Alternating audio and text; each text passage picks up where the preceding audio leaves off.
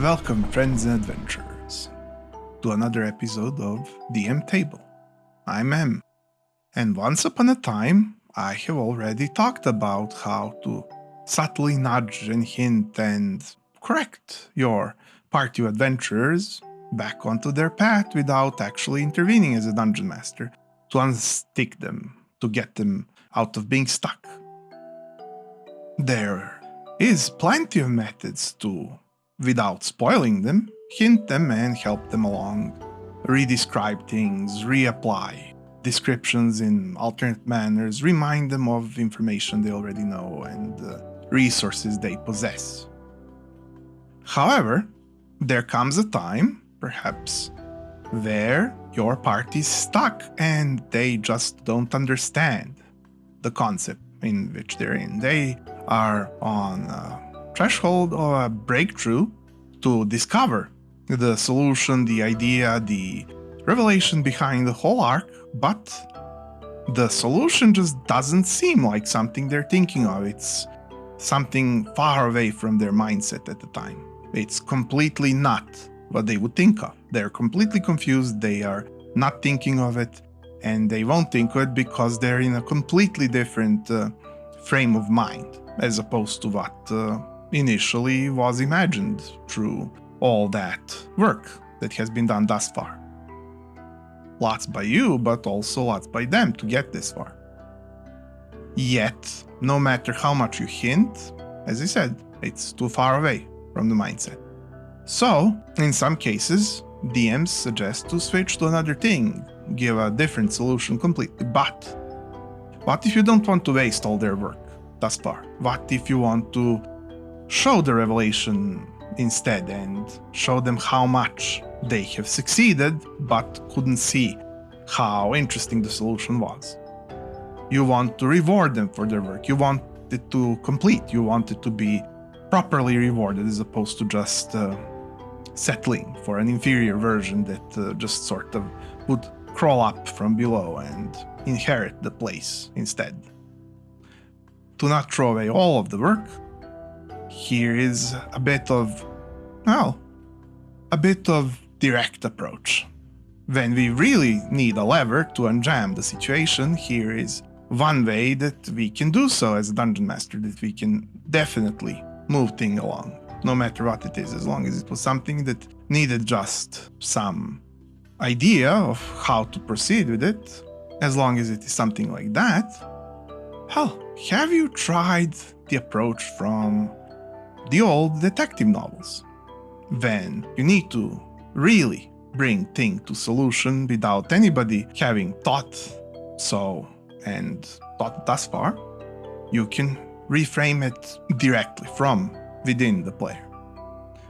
You can say, when it comes to it, you have done all the work, you have researched everybody, and you know these things for a fact.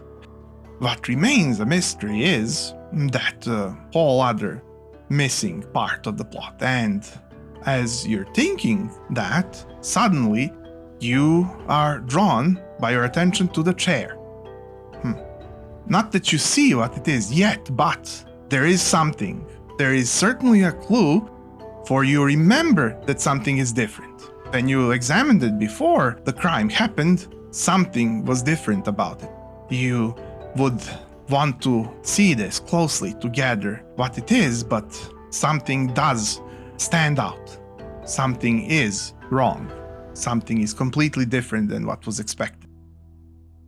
And then when they re-examine the thing, you can keep leading them so heavy-handedly till everything clicks. You can say, and now with that clue, the blanks are filled.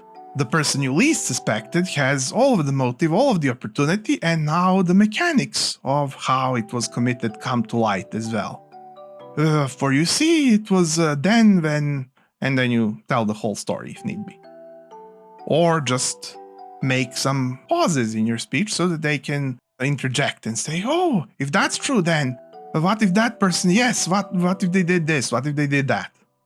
And then step by step you can have them feel like they solved it, and if you think, and you would probably think that this is kind of obvious, then try to set this into some sort of perception roll for the person that is doing this, or all of them together, and then another skill roll for the other thing, and so on, so that you camouflage that you needed to manually pull the lever. And with good enough step-by-step heavy leading and good enough camouflage over each step, they will feel like their abilities are used. And in fact, this is a great way to use their abilities and to recognize their abilities of their characters. So if you involve their skills and spells and powers and whatever they have, and their resources and what they remember, supposedly, they don't have to remember. You can tell them that they remember because you remember.